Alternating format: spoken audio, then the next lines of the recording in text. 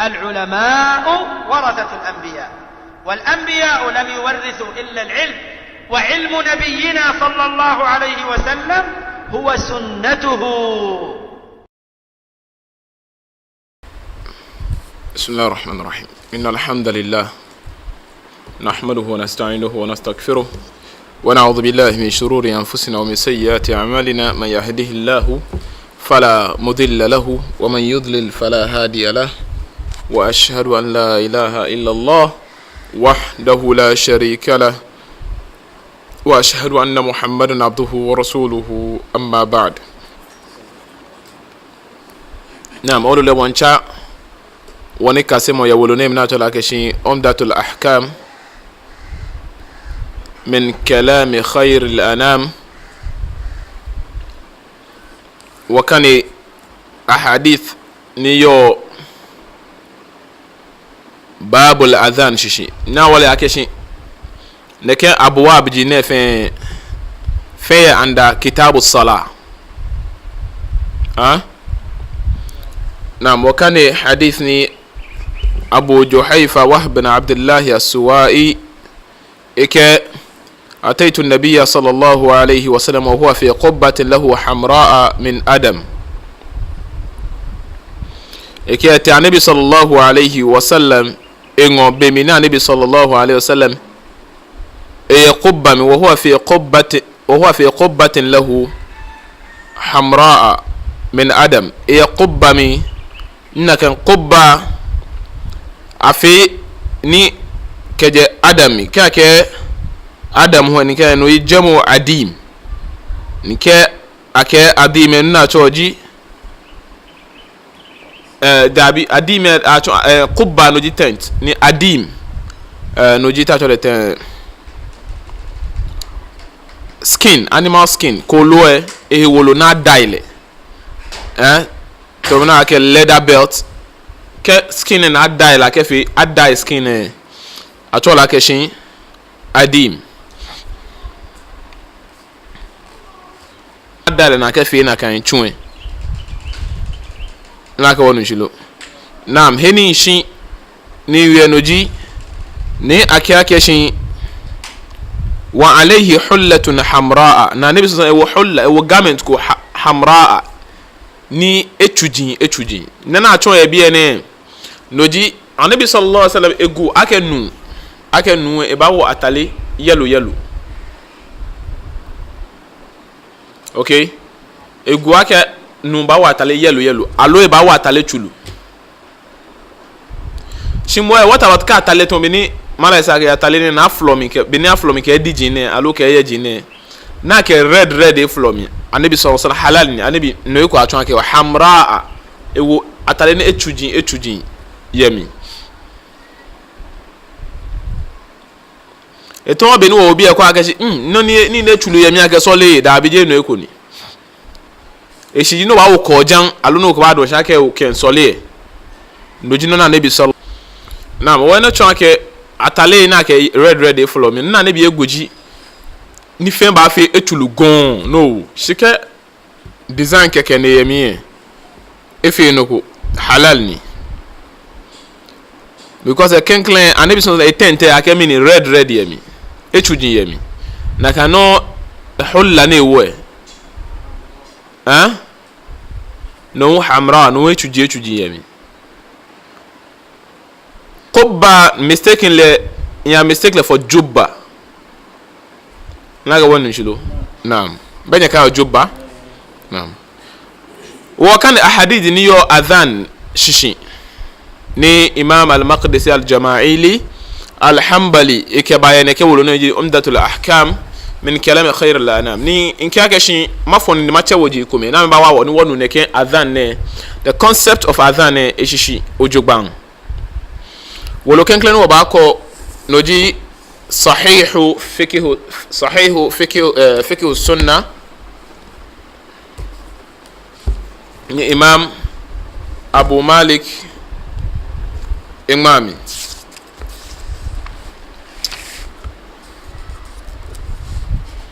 kenkle al-adhan lughatan kake adhan ya rabi min jinana chon noji al-i'lam koko twese echemu alo announcement alo ni ne share i'lam noji ni abaha sheku Allah subhanahu wa ta'ala ya Qur'ana meke wa adhin fil nasi bil hajj che bema adesan keba haji nana to atwon e bi adimi ni chame shiji che nyaka nyaba haji shemo e hame no announce haji ke hame biana wa adhin e bi oke a cha adhan naga wonu shilo na'am shiya islamiye نجي التعبد لله تعالى للإعلام بدخول وقت الصلاة بذكر مخصوص يا إسلامي ننا تودي إجي جامكو ناك جاء الله سبحانه وتعالى جاء تشوفيه كنتو تشمو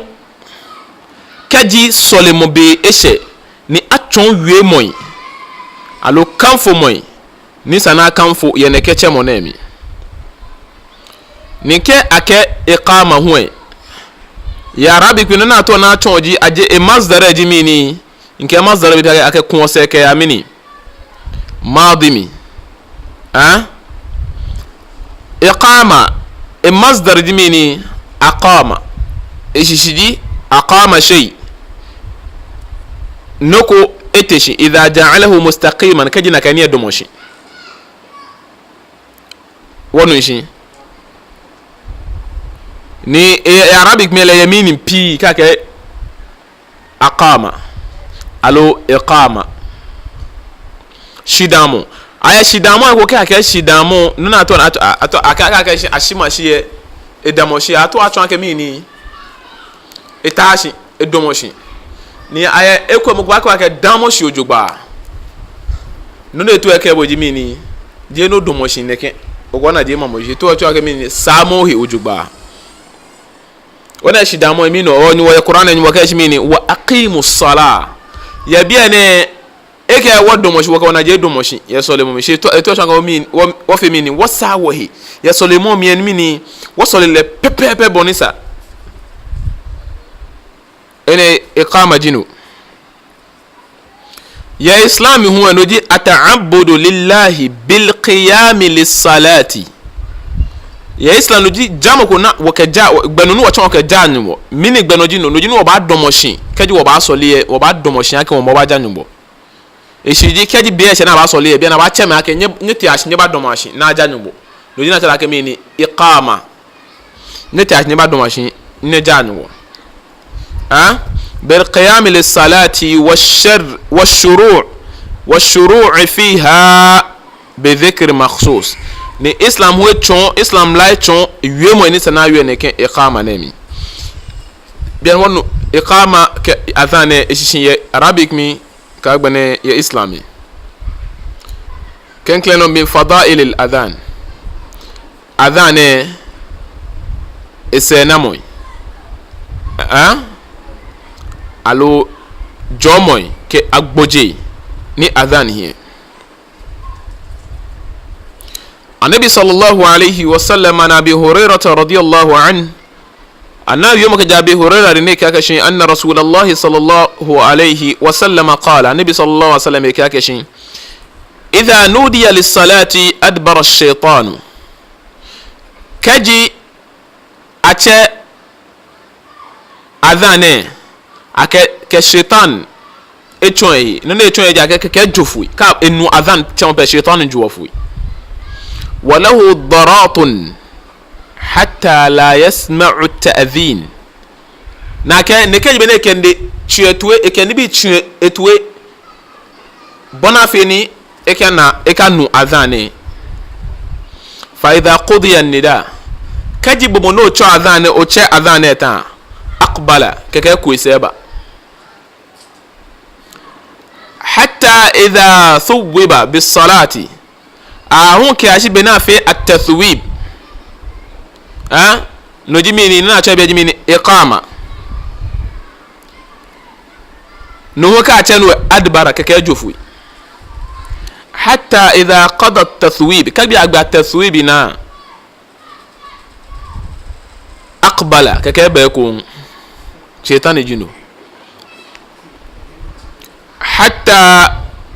يخطر بين المرء ونفسه يقول ja ebomode akeshi bodenche eke otui efite otui ko dwemu يقول يمجينه ko otui ne اذكر كذا kai moneke ani wote me pia experience ona kan be no do Solomon ke Allahu akbar na kan time no ba na ke no fia no yin pa no fo bon kai mu ko gbe na po mo ba ya mo je no ba bi na mo ye bo nyomo na mo nyomo ye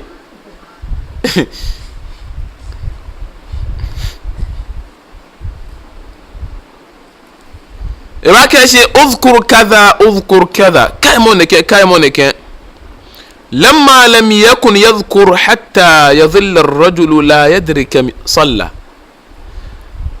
أكاكشي لما لم يكن يذكر نوني بيامدانو بسولمون بوجين باوران وابون جويمو حتى يظل الرجل لا يدري كم صلى أهون كاشي بني ekabaha bono soliono ahun kashi beni buden che o ba fe confused to listen aka onye ba pa no akeshi kam salla enye rake enye solie e bari ka kabli ba bombo momo ni ma sa hawo ne ke hadith ne sahihni ya sahih bukhari ka sahih muslimi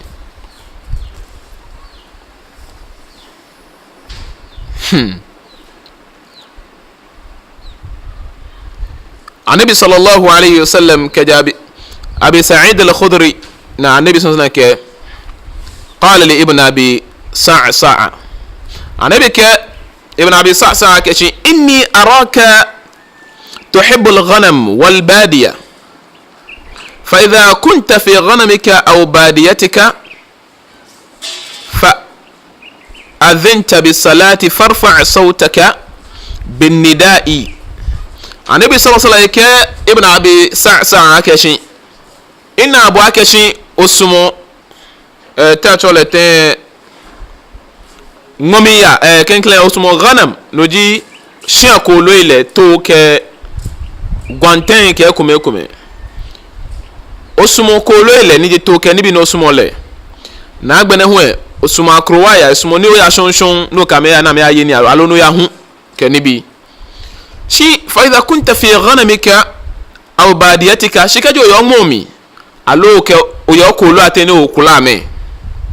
فأذنت بالصلاة ني أتصلمو واتش أذان كيان صلمو بالوك كي واتش أذان فارفع صوتك وأقبنو كهجو عنك أكمتو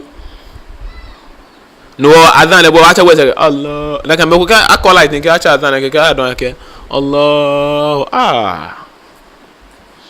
wo ogbeno anabi sallallahu alaihi wasallam fa innahu ejake ogbeno adhan ocho la yasma'u madd sawt al muadhdhin al jinn wal insa wala shay'un illa shahida lahu yawm al qiyamah aw illa shuhida lahu yawm al qiyamah anabi ke ogbeno ba wono keji muadhdhin wo egbeno jinni ko be gboma de san ko be noko hu be ifi chokete be ni na kan gbe ba se amenu ja wasa na gbe gbele ame yoda se ke han na kan gbe ya ke cha adhan ja me yi adhan chemo yoda se ake bo ashima shi ne ke o cha adhan ne ke so adhan na cho bilal no eku ni ani bi chon bilal eku na onu juro je na fi nge je no eku afi to tonton ju قال أبو سعيد جمني أبو سعيد الخدري إكاكشي sorry, Abu Sa'id al-Khudri la jimoni ke ibn Abi Sa'sa ne gbe ne ke yo ne na ne ke bona fi no kana ke na ke wi mo ne mara fu hadith e ka ba yesa na me ke mawquf ni an ma ke bo ke je wi mo je mawquf ni je mi wi mo ni qala Abu Sa'id al-Khudri ke ibn Abi Sa'sa ke shi sami'tuhu min rasulillahi sallallahu alaihi wasallam نكي حديث مرفوع عن النبي صلى الله عليه وسلم لجمو نكي لا يسمع مد الصوت المؤذن جن ولا إنس ولا شيء إلا شهد أو إلا شهد له يوم القيامة ده أيو ده سيئي وصلنا يقبلينه النبي صلى الله عليه وسلم قولوا لك أبي هريرة أنا أبي هريرة كأن رسول الله صلى الله عليه وسلم قال النبي لو يعلم الناس ما في الندى والصف الأول ثم لم يجدوا إلا أن يستهموا عليه لاستهموا ولو يعلمون ما في التهجير لاستبقوا إليه ولو يعلمون ما في العتمة والصبح لأتوهما ولو حبوا النبي كي أجيك بما أدسان لي نوني يو أزان تمومي كي أغبني كنكلس كاتو صفوة كنكلس صفوة كاتو آتو نيني آتو لاي نابا سوليه كنكلس لاي ناتو نودينا الصف الأول أجامل نوني الصف الأول من كوين كي أزان تمو من كوين ثم لم يجدوا ni aka adhan che muhammad allo amenina kenklen safu ye solemo mi bia na anabi nchoni bi enyo aji amele no ni yo adhan che mo mi ni akeladan ha men kwen ni sana men no mene fe ne ke mene shi mene dan a jeje ni mene cho ladan kwa ba fe aji amele no yo mi jomo ni yo mi kwen nakano amele no ni yo saf al awwal min kwen kankla safu amele no yo min kwen ni sani kwa apele asime na dana adomoje kwa ba fi shamele no yo maka so wana keshi onu ba wa ke obonye ya ka o nye ya o adomo se ele no yo mi na kana ele no yo azan chamo mi o mo fi oni cha azan to mo ko ni lefe ko karatu ele no ko je doctor ni je neke ni je mufassir ni je mo ko ne ke kage mbole ni bo benu chumo bo cha azan kato mo keke amele no ni yo aja amele no ni yo min kwen aja me ba no na me ne ba hye na kan no kwen ame ba fi nakano anabi sallallahu alayhi wa sallam yakashi wala ya'lamuna ma fi at-tahjir aja amele no ni yo tahjir min kwen min kalimatu mini hajara alo hijra tahjir ni na me choji mini hajira zuhr ajama lolu yo tahjir min ko zuhr solimu lastabaqu ilayhi kwam ba jofu ne menen yo ya ka ehu menen ke menen to ehu am o yai bona fe na ameso na jama solimu ya ebiami na meso le zuhr walau ya'lamuna ma fi al'atama ajama lolu yo ala atama min ko min ja al'atama aisha so ajama lolu yo min ko wasubha fi al'atama atamati wasubhi ajame lenu yo ala atama ka subuh minji subuhi fajr solimu ajame lenu yo ne ke solimu ne enyo ne min kwe la atawhuma wala habwan yana hadithe fa gbene kwa ame ba soli ya jamami kaji ame benaji pona me kwa yin sana me wa mo ke bamba na ba fi ene adhan chemo ke monicho adhan sande ayo na bia ne baloke ba safu solemomi ya safu mi ka gbene solemon hu noni ekumeni chiujo aji wole noni yo mi kun ekume ke no mo ba no ju ka fu no fe no wa fe no kwa na kan solemon ko ba fe na kan azan chemo monicho azan ne wallahi je gbon bibi oni yenyo mo hin annabi sallallahu alaihi wasallam ka de muawiya ibn abi sufyan ede muawiya ka kashin qala rasulullah sallallahu alaihi wasallam annabi ke المؤذنون أطول الناس أعناقا يوم القيامة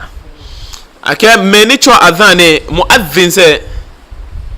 لا دنجي أكا كشين وسنا بيبيلن أمجي مني amekweke fimufiamo ejija me jimi na me kolo fimufiamo wasa na egbele no ame wasa na egbele ka to oto meni di muadhin ko meni kolo amba kolo fimufiamo be mini me ko men lacha ame lacha penso ame lacha pe fe fa na yesu ame obana muadhin na me kele e wasa na egbele no ni mo ko fata me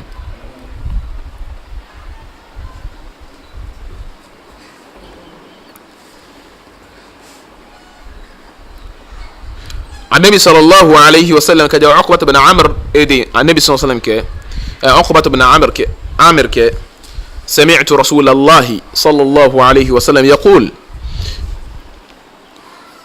يعجب ربكم من راع غنم في رأس شظية بجبل يؤذن بالصلاة النبي صلى الله عليه وسلم كاشي efio nyenyumo na akpe shijiwe je na akpe achon ebie achon mi enwo nyenyumo na ajib je ajib fajib ne chon akemi na akpe ko echon mi ni enwo na to bi ni beke ni wakane hadith ya khutba mi na ka kashimi ni fa yu'jabu kalamahu ni malame wiye mo fiele na akpe nana ke fele na akpa min enwena annabi ke enwonyo mbona mirra'il ghanam fi ra's ash-shadhiyya bi jabal eke enwonyo nyumona ke hanamo mokoni e pla e gonten aloeto ni edemo gonno yu'adhin bis salah le pla shine shegonno ne solomo be shen le ekogon ne bon adhan chan bi sala e cha adhan because solimo beshe wa yusalli ne gbena leden chan wo sole na kan ko okumeto efia no yo de no ba sole cha adhan efia no yo bo okumeto nyenyo nye cha adhan ne kumeto wa yusalli ne ba sole fa yaqulu akake fe na kan fa yaqulu Allah azza wa jalla cha ofie Allah cha ofie no yomo ni nyumbo ke one unzuru ila abdi hadha ne kwa e ko bo fa akeshin ke adebo fe samatan ke no fa na isho akeshin ne kwa nyonne ni mo denje ko e bofo e ke e adebo ne isho akeshin mi ni amekwa bo mala ke bia ne po aka ke we ba TV3 po denje to ba filiten alo GTV ayamo ko le ke je la interview opo alo je la ke gba san na camera ke ken wo ke fe ne ke san e yin ba mi mala ene je GTV je TV3 je CNN ya Al Jazeera mukuna mene nala Al Jazeera nala TV3 akrowanyo bala je ndo ko achon ena ka ke nyumo denche plasma Allah o denche no ni ba che bofoe na ba kwebo nyumo ba kama ke yu'adhinu le pene she cha adhan e cho adhan wa yuqimu as-salah ni e soli mini esi ogbe na mo esi olegbe ye hene yo be ne egonte ne ekpleto esi to efen ni e bago ni chazan ne egbe na ne soli na mo numo be gbomo ko be je ni ba ko jole na mo esi olegbe ni mo ka ya khafu minni mi pe ne esi o mi gbe ni mo ka qad ghafartu li abdi inyo ne nke ese kele wa adkhaltuhu aljanna ni kele wal janna ala adhan je so mo nugo ni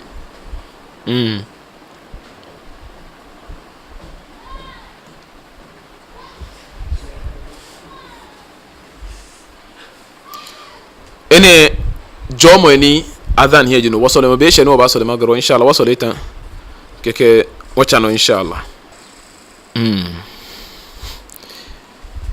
biana en washe noji bad'u mashru'iyyat al-adhan biana wakane se namo kumini adhan enye agboje ni adhan here biana en washe maybe ne a institute adhan maybe adhan jinshi islami مالك شرع الأذان بالمدينة في سنة الأولى من الهجرة. The first year هجرة مي بنا في هجرة كجا مكة المدينة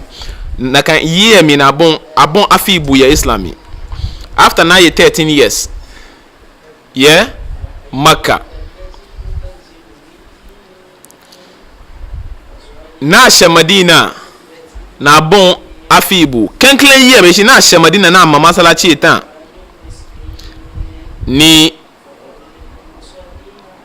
a institute adhan chemo ala al-asah wiemo ne noji wiemo ni efi wiemo ji fi akene hwe lil ahadith as-sahihati al-waridatun fi dhalik waridatan fi dhalik eja hadith sahih ni wona ken kone ken adhan chemo ne hi because me pie male yi me bi ga adhan ne ni aliyu ni mini anokwale ajimini adhan chemo jenshin ebina na first year ya islami beishi bena sha Madina na abon afi bu ya islami ومن ذلك حديث ابن عمر يا حديث بي نبي اوبا كو حديث كو كجي سيدنا عمر دي اي عبد الله بن عمر دي كان يقول ابن عمر اتوني نيكاغشي كان المسلمون حين قدموا المدينة يجتمعون فيتحينون الصلاة ليس ينادي لها بني مسلم زي مدينة ame buamena na me solio ya biamini mokuche adhan fatakallamu yawman fi dhalika faqala ba'duhum ni ame bon hiwemo ni me kometeme kwa kayakeshi ittakhadhu naqusan mithla naqus an-nasara me kwa kayakeshi wakongmele ni watu akaji solemo bishe to beni Christophe ya fiyo kote Anglican alo Methodist la kwa eje Anglican la kwa eje kebe ko se ka atwa ngmele da ye nwe je ngmele lage no atwa ni jile baba na agbe elu edatu mu ka atwa ngmala ke ona ga first service eta alo first service eje shishi wa atwa ngmele ke ko ma ke wa meke alo use to Christopher use ngmele wa qala ba'dhum ameteme ko kaga shi bal buqan ameke amis buq minji buq noji tetremante huwa gaga nyoka tetremante na to na chonji kolwe amehont kolo nine e aklotoe ajiomi koli na akpan noji ni amekeshi وقال بعضهم بل بوقا مثل قرن اليهود ameka woyus book to beni jufwe amame use of book no jinka mi no jitumo aklonto na akpa ka no wacho le tetremante فقال عمر لسيدنا عمر رضي الله عنه اكاكشي او لا تبعثون رجلا او لا تبعثون رجلا ينادي بالصلاه منو وفامكو nile ba teshi nile ke gbe cheme aka nye ba anya ba solia sono beshe sayyidina Umar ne suggest ne فقال رسول الله صلى الله عليه وسلم النبي صلى الله عليه وسلم يا بلال او بلال قم تشي فنادي بالصلاه تشي نو cheme ni abasoli nake hadith ne Bukhari mi Muslimi صحيح بخاري كي صحيح مسلمي ان شاء الله كوش نين صفه الاذان بنا تشو اذان ها وبانا بيانه وانا نوني بانو gbalo ke acha adhan okay shi wiye mo eni yo adhan na mi hunu ma na keje Allahu akbar Allahu akbar Allahu akbar ka be la ilaha illa Allah ma na ye naka wonu shilu na'am حكم الاذان adhan e hukum min je shidamo ya islami ani ko chefe no ko alo tini ato egbe na to like fardul kifaya e shiji otini ni sanache shije mo fiamo ni mini e ba te shan ke cheke so ni mo be she sanana mokume keje mokume peche me fe ejuame imi keje ya krowa ko ni masalachi ifa ni ana masalachi kome ko pe ne cha adhan ni man fe ba nu here ifa ka moko cha adhan do je wajib ni don shi sofa na che kwa adhan na kan manu alo na kan masalachi wajib ni no ne hwe se bia na mani ba che fen no humi ni sunna ni nafila ni ehigbe ni o adhan che mu eji oti ye islami ni wana joma hunu yomi kai se na moy keji acha adhan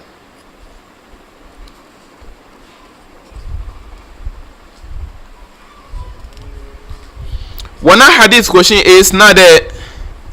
de is not wako wakabatu ni hadith kenklen no sahih na nabi sallallahu alaihi wasallam kanyi mawo muku ne ba ce adhan kanyi mawo ladan muadhdhin wattakhidh muadhdhinan la ya'khudhu ala adhanihi ajran nakawa ladan nakawa moni keke le asana pele ya ladan no chumo ne chumo le ke cha adhan keke yinuku nakawa muku nakan hadith nake hadith na sahih ya sahih bukhari ka sahih muslimi abu daud mi ya nasa'i mi ya tirmidhi mi ya ibn majah mi shi hadithin kan wa hadith na wa hadith da'if ne aka nabi sallallahu alaihi wasallam kaka shi ma min thalathatin la yu'adhan mete kube mokumeba mete nami ni alohe ete kube na che adhan ye wala tuqamu fihim ni ache iqama ya mete wala tuqam fihim as-salah na ache iqama ya mete na aba soli illa istahwada alaihim ash-shaytan jana kamene shaytan ibuta mete ni fiti ya mete shinake hadith ne je hadith ni isnad ayemu almuhim non joti ji adhane otini shikeja na mokwe masalachi mi ni leti ne cha adhane me ne hwe jeja mete na me cha adhane no ehin ado agbene na kanoka masalachi jin fire manku na akrowa kwa alo noko ni ana masalachi komene cha adhane mo fiamu no be me ne hwe fe ameka me cha adhane po manya me cha kala na me soli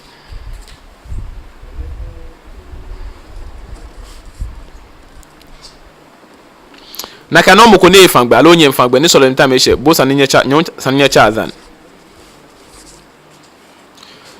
nonu wacha no ji hukmu adhan nisa'i wa iqamatihinna ye ani ye banya che adhan alo iqama ye anamba che adhan alo iqama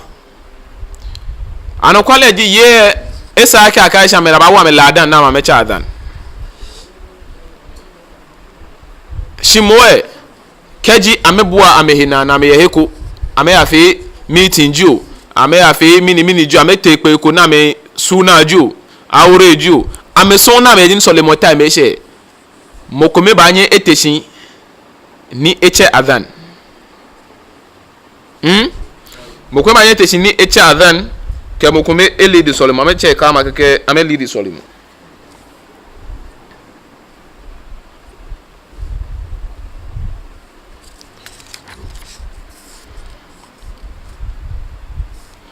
malanke wiema epini shino yanma kana malanke thumma ikhtalafu fi adhan an-nisaa wa iqamatihinna idha kunna munfaridatun 'an ar-rijal malan fu ni le amena gbe pa mo ko mekeje balake ani keji ye ameko to ameye hekwe ni himbe jana banya mecha adhan ke iqamalu faqila yukrihani ameteme ko gachi o dabi je haram ni mo ko nyeke haram je haram ni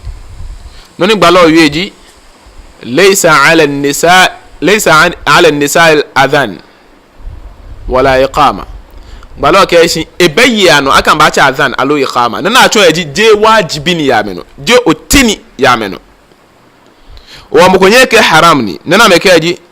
makruh yukrihan mekwe kashi asumona meche keke waqila mekun kashi yubahani meka adhan ka iqama ye mubahani bekan akan banya meche waqila yustahibbani amete ga mustahab ni benka different between mubah mustahab amete da be ke ameya sole na meso ni asumu aka meche adhan because of say na mo ni yo adhan mi eshu shaitan bomono cha adhan denche nyumo denche jio e kanfo obu la wonu nshilo nyumo ko e shaki obu no nyumo habo aljanna ya adhan chemomi wakashi mustahabbini asumu ake ameche adhan asumu ake ameche iqama wakai iyo e kumeto ne ya sole kama okela ke esa ne ba ta kama mo la kale wa qila tustahabbu al-iqama duna al-adhan me ko ka jo dabi adhan ne no jinu asumu aka me cheshi adhan ne no le mubahan no gbe kan kan ba che no je mustab no mubahan والذي يظهر أن النساء إذا كن منفردات عن الرجال ما لنك شنو نجانو كواليجي فإذا أذن كجا متمك متش أذان فإذا أذن كجا متش أذان وأقمنا ni ameche iqama fa hasan ene nuku kwa kanisa ne kwa mefini li'annahuma idaka adhan ka iqama dhikrullahi ta'ala nyumo kaimoni na mo gba acho yemi akai nyumo ache gbalo Muhammad sallallahu alaihi wasallam ene moko beni ba chiame na gba aka sana mefina esa na mefi onaka walam yurid ma yamna minhuma abba hadithukum eponi ba ka che ba ka ye ka cha adhan lohi ame ka che iqama ولذا سئل ابن عمر اني وابي ابن عمر هل على النساء اذان ان ي سنا متى اذان دو بو ابن عمر توجبا فغضب نمي فو بين ابن عمر لبل وكان حديثنا ك فسبه سبا سيئا اجمكم كو من ومو اك انبي ك مو ويكو بني انبي ك لا تمنعوا لا تمنعوا لا تمنعوهن لا تمنعوا نكاتي ان نغامغبه عليك والله لا نمنعهن داوتي امغبه نكسدنا ان ابن عمر عبد الله ابن عمر نينو مكوابي لا كش ان يسنا بيتا ذانلو نكني ميفو لولي كجي نوني نيمبوكه دي نوني بالوكه ني اوباني بو تو o make a way through it esumona kan ni mene mala fo bi ame fe gbojo mena kan no no le fi ele ona ke je haram ni mo shimu fit everything no ko wala sahaba jana ke bina meyo akani mi fu waqala ne bi ake anha an dhikrillah nyembi mi ni mati amena na ameka fe dhikr lo ameka kai nyumolu nyembi mi ni mati amena because mi no nyumba chi kwa na gbalo chi kwa na nyeba nyembi mi ni nyele ake nyumba chi kwa gbalo ni ba nyebi o me nye ni ajimini ni ma wi no ko ni tumunga chi amena aka ameka cha adhan ani mi ni mati amena aka ameka fe dhikr ona answer ko ona answer pebo ona wi oni ewi pebo ona answer ese mu ko chi ya na aka sana me cha adhan lo ikama sino na to amefeji ameche ke gbe ni na wa ka me so amba che na me so mpa amba no وعن معتمر بن سليمان عن أبيه قال معتمر لوينا يومك يا بارينيك أكشي كنا نسأل أنسا وبيع أنس يعني أنس بن مالك أكشي هل على النساء أذان وإقامة أن يسنا ما أذان كإقامة له لو بقول أنسا نيجي نعمتوي قال أنس ك لا ليس عليهن ننتو شيء لا ليس عليه دي كومبوز يا من تو بني هي سنا ما أذان وإن فعلنا شكاجي أمفينا كان فهو ذكر بام في ذكر أمك إن ذكرنا معنا جومو يمين تو بني بالو أشي جومو نيو أذان ميتان وهذا إن كاكا كشيء بصعب يوم ونوشي أتوا أتوا بكو كشيء سنا أبي مالا فو نقبل ناتوي صعب يوم أكو نو بيانه كو مالا فو نقبل ما مشافين يبيه Imam Ahmad bin Hanbal ya biya ne agbane mo ni ba mo me pa mi ha me Ibn Hazmi law ya biya non mala ke wa hadha qawlu Shafi'i wa riwayatan an Ahmad wa ilayhi dhahaba Ibn Hazm nyana me ni so ni we na kan wi mo banyo kan wolo na sala ke al-Mughni alo al-Mahalla alo al-Mudawwana alo al-Umm wana ke ma ji wi mo ji ne fe mi qala Shafi'i Imam Shafi'i wi mo ne weji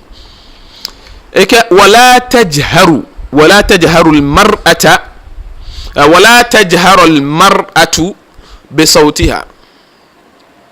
نسا كشي لا من لام الناهية نيونا لام الناهية ولا تجهر لام الناهية بين تجهر بافميني تجهر ولا تجهر because alif واللام يعني ولا تجهر المرأة بصوتها esa ni yo no ni nyemenye kenye kwa video no wo fie ne because no nin kan yo fata kesra bay woden che won use wo nahu ke wo sorf wo ken wo he wo jomumi na ka no na ko so nahu ke sorf eke wala tajhar al mar'atu bi sawtiha esani yo ke ba cha adane ewo egbenu tuadhinu fi nafsiha eche adane ya emi no ne choji wa tasma'u sawahibatiha ni meni bolele pedi meninu eji ameche adane ya meno amemi wo ke so no be se ke yo akumete se edumo se afangbe keke ebon adan chemo je ne wo egbe no to be ni hiye wo amegbe ano idha udhinat kadi bi amine cha adhan sani meni bolele pe enu wakadhalika tuqimu idha aqamat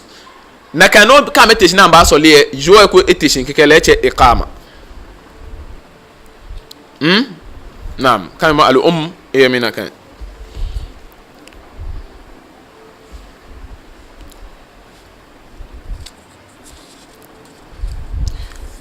adhan nacho al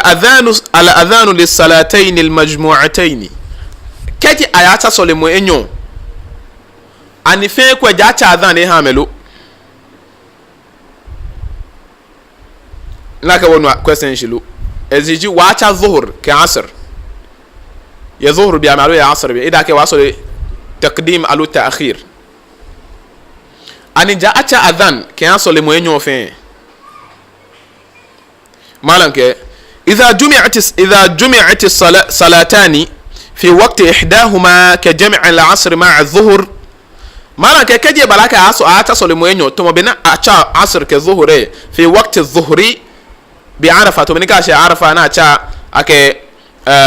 عصر الظهر يعبطي عصر مية وكجمع المغرب مع العشاء بمزدلفة ثم نكاش مزدلفة هو صليو مغرب كعشاء يبيكم مية فإنه يكتفي بأذان واحد adhan يكون بينا باچه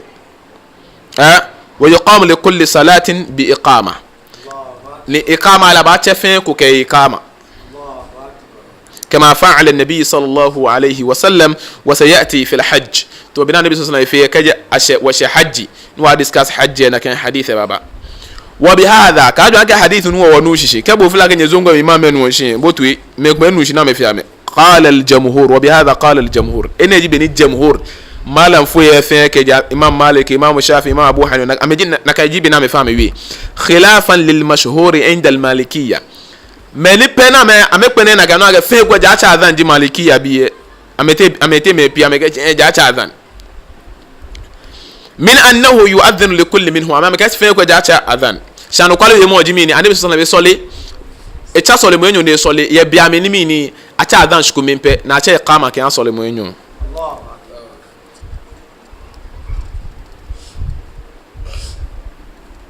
adhan huwe mini woni acho adhan afi adhan chemo die ke ha nukunuku shiki ya solimu shibe pia ke sheheku noji ma yushri'u lahu al-adhan min as-salawat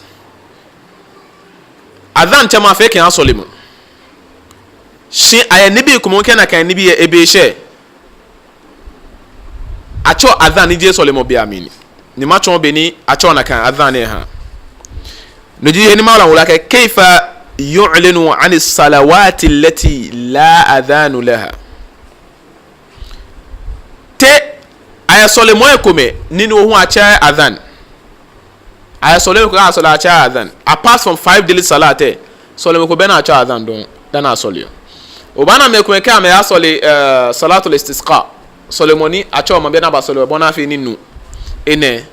ke kai ladan ya ko ma ke bon adhan chemu ya mic ni me go ga ma sole janaza ni mo ko egbo ezungo mi e aga mo go na sole janaza ga acha me na amba na sole janaza ga acha adhan ene me fe bid'atun uhdithat fi din muhammadiyya sallallahu alaihi wasallam ene me fe bid'ani na ka ba wa nabi sallallahu alaihi wasallam ejamo mi solemona solio ni ache ni je solemo shienu mo jinamo e je zuhur je asr je ma nunte achona ka adhan eten e shike mo ko egbo nya sole janaza alo nya sole salatul istisqa alo salatul kusuf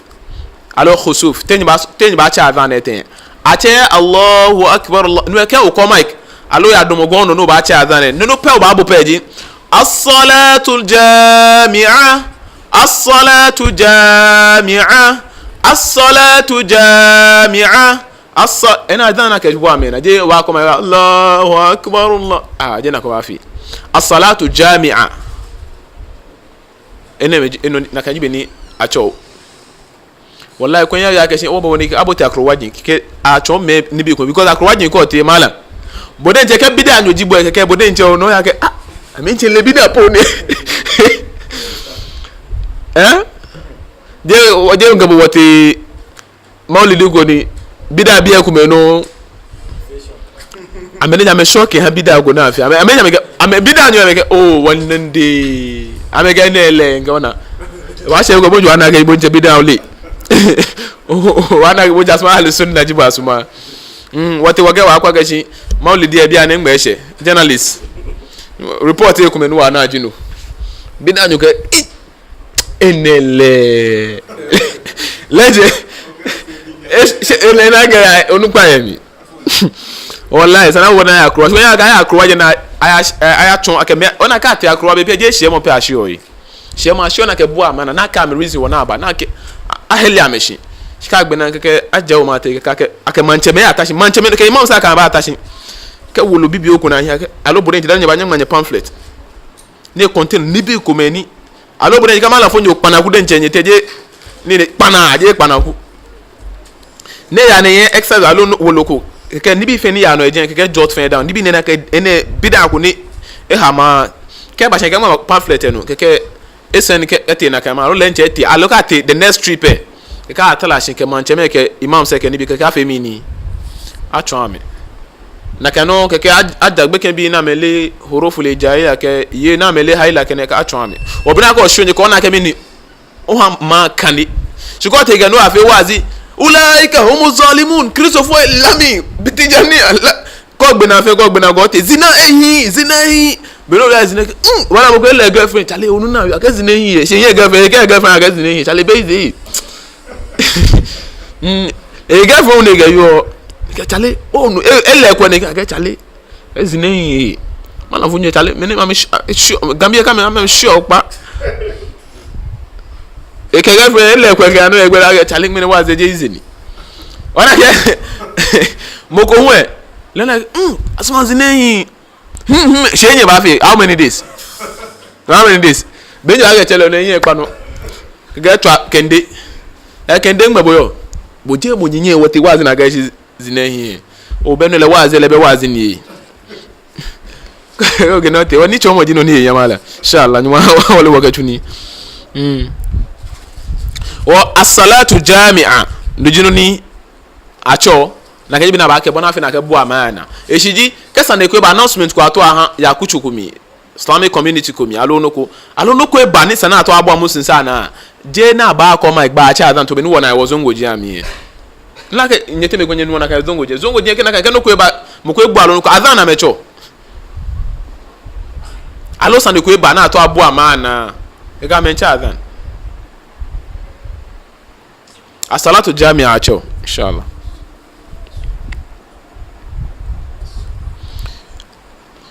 شروط الأذان أذان هي conditions كان كلنا نجي دخول وقت الصلاة عند الفجر دنا بعد هذا first condition يجي سنافي أفيشوا كميني ب إبنك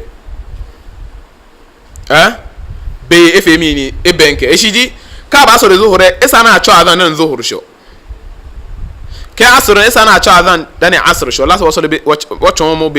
بيني ظهر كشو بيني عصر بيني صلي ما يفين كشو woke solemo eshije be eshepepepe ne ken kan time imlashe no an wo ba kwa kachi namo ni sana wole mo adhan mo ni sana cha adhan eshije ni sana cha adhan shagwe namo bale wa ma yidrika shishije adhan wa ma yidrika adhan shishije na wodi mo ba cho adhan shishije de no no mala de liya bia na gashi masala ji kwa meke ka wonu ni me nche san ko no wo ke fix wono ni me na me wonu ejo ame ho mo go fi ame jahilti onu ji taklid shulafo ni he shulafo se onu ni sanaleji beni Solomon question e kenkle esa oni ka bia wonhye e ka me ka ehoi e kenkle beni no sana cha adhan ja fajr pe fajr na cha adhan e dani be ke show ni ka be she won ka sa cha adhan no dinu ka fajr kenkle aba cha adhan na ka te meshi wona ka no fajr she kuna cha adhan tumo 3:30 alo for me koni me te je ke me ni ba fi azumi ya meti na fi azumi na prepare hi no mi unu ke no mi na cho as-salatu khairu minan nawm ye shibia ne masalati je fe ames as-salatu khairu minan nawm shi jimini Solomon yin fi wo amba me mo ke me te shimu se na batala masalati mi 10 minutes alo 5 minutes to salati then amba come ka ma che as-salatu khairu minan nawm nantani me te shi omo yi beli me wo le che no then ni ke be den che she fajre die yin epo then no ho acho na kan adhan to beni ne wakane ke wo inshallah kan ma so to mo beni we ne topic na wonyo ogbe na ngene bi we kuma woje ni ke wo ba invite no ke support da kan pa ko kan kenklen no woje nye edwaju nkan hye ko metama mol minna naam adhan ke hajar as-salatu jami'a no fiano apart from Solomon hye no moje na as-salatu jami'a as-salatu jami'a okay naam wa fajr no peni acho adhan dani mini fajr denche ejiopo no na tola keshi dani fajr as-sadiq ba she fajr as-sadiq al-fajr as-sadiq anu kwale fajr because fajr atande ko kwatu mo form nke jeme no ko juo ko ajo ni fajr ajo ni jele mi nti na mina tola fajr kadhib amale fajr ni ana fajr as-sadiq no ke ejenye ne ke plain النبي صلى الله عليه وسلم لجمنيك يا كشي أن رسول الله صلى الله عليه وسلم قال إن بلالا يؤذن بليل أو يؤذن بليل إكا بلال كجن بلال إن شاء ذانه بك من الله شاء ذان إيشون فجر صدمنا فجر بعشر جنو بلال نوك بكني فكلوا واشربوا ونياني نينواني حتى ينادي ابن أم مكتوم kashi beni ibn ummi maktum ibache adhan to bini woke akele shula wala cha adhan jani bi ke la loja sahaba ne je ke la keshin asbahta je chale wa ya cha adhan fajr adhan la ko ni shulu ni woke kenkle bilal la jimo ne to as-salatu khairu minan la jimo ne fi at-taswib wala to kenkle adhan wa salatu khairu minan ka to me na me yini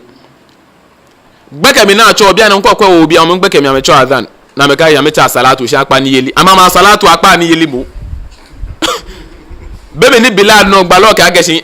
ati sinye ka pa ni yeli bi na ga ata 4:30 ata salatu ana mo ko mi ke na ka ta 4:30 pa ni yeli ke mi no ve na ja 4 no pa ni mi no ve mi le no ni pote no ve no ni sa no ke na shochi ake mi bi na ka ta 4:30 pa ni yeli o fe no ni mo ni mo ka fe no ni gbalo ka fe no ken shochi gbalo ke nye ka ya ni gbekemi sinye yali nyenu hatta yunadi ibn ummi maktum kashi bin ibn ummi maktum e ba cha adhan akele hu cha adhan ja akela ke asbahta jeng eche no musa ga ya fe research ne be ko wa keshin lenche ayata ni wo kan aka kan e ke beni sanafi na research ke ya conduct research na ke bia ne at least fajr ko go opani ye mlan class no posa ne wa e minimi 5:30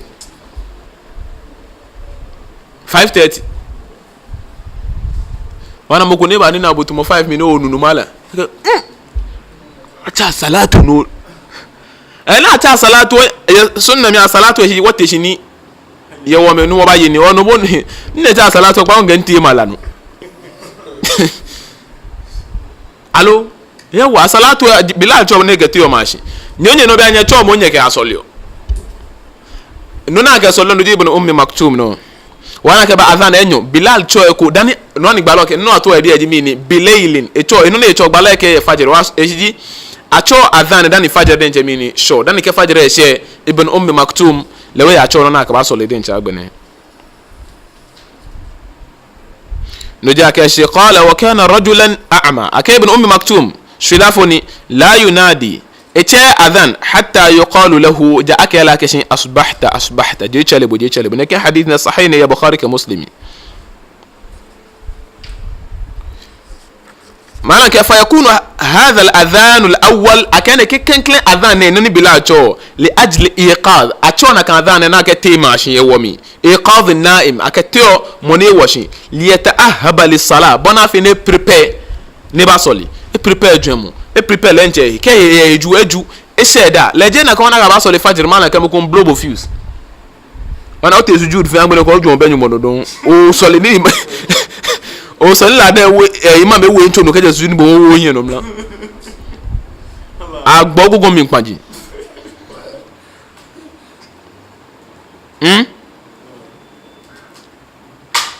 o achona kan adhan bona fi na ke prepare me kwa fi mini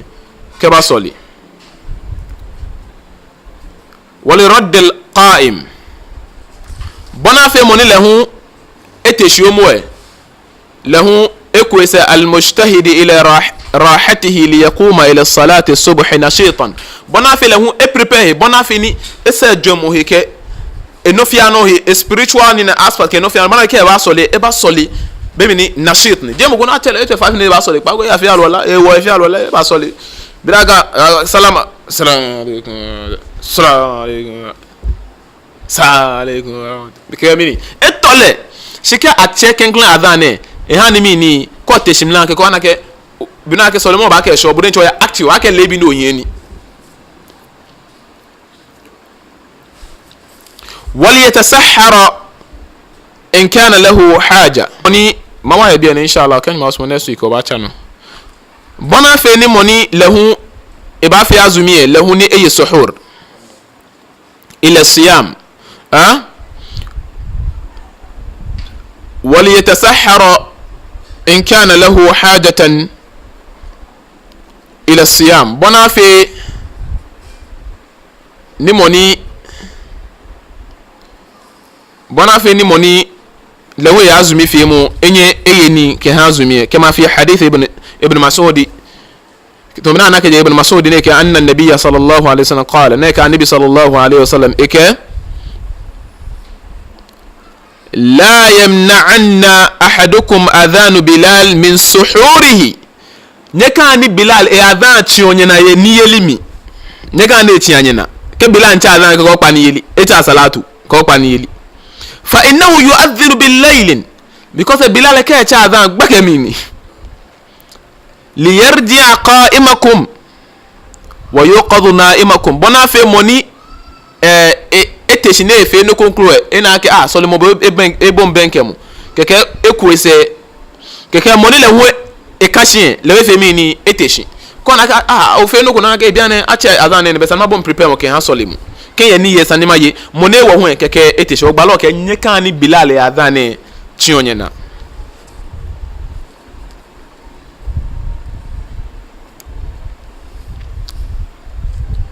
وقد استحب الجمهور الأذان الثاني عند دخول الوقت أذان نجي إنيو كأتش أذان شكومين بي نيني سولي نيني تي قاما نيني سولي فيتي كنوكو شين أسماك أتش نجي إنيو نهو كجي بيه شنابا سولي نجي فاجر سولي ما يو والصحيح ننجي أن قال ما ذهب إليه ابن منذر وابن حزم من أنه لا بد من الأذان الثاني الذي في الوقت لأنه الأصل أمامك يا دابي أذان نجي نيو ديك أسماك أتشني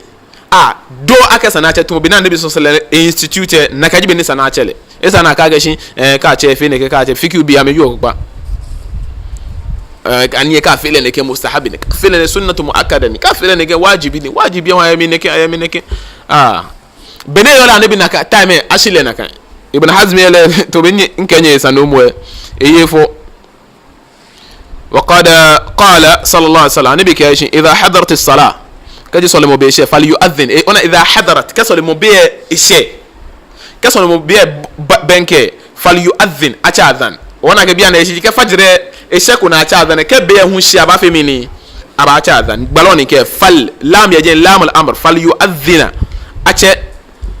أذان فليؤذن لكم أحدكم يتمكم echa adhan wa hadha am la yustathna minhu shay ene in general aka shi fajr be mi general na yo solo mo fe solo ke benke sana cha adhan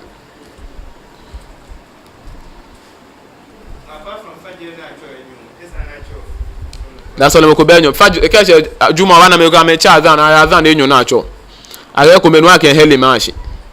last no oba we bi o ma ke shinu Sayyidina Umar beni me ifa o ke shefe ni juma ba benke ke han me ko bote market ka cha adhan ken cha me kemba o ka ba masalaci agbene ka agbena cha adhan o Sayyidina Umar lejimoni e ana fe na kan no beni ina musin sa he fale ha bia ne ho e jejo te no moko market ni ko maike ya ka gbogbo chifen adhan bene yole na kan nibison slantam e ko mepe na acho ken ajuma e ko me na ka ji bene ba ehinle na ka ji bene e ba hinle gbene ke ashina no ken ajuma apart from fajr so no fen so le chamo ko mepe nam inshallah kan masumo ona ke anabi sallallahu alayhi hadith ko mi hadith dhaif ni wala nahtaju ilayhi حديث أنك لا تؤذن حتى يتبين أو يستبين أو يتبين لك الفجر كاتش أذان كاشي بين فجر بعدك وشنا كان حديثنا ضعيفني لا يصح إذا لا نحتاج إليه ضعيفني يعني بكاشي كاتش أذان دا فجر إفك لك يهابو ونجين وتوش وانا حديث يمكن شو عايش مني أبعت first أذان كاتش second أذان فيكهم كإنتمو kan ma so next week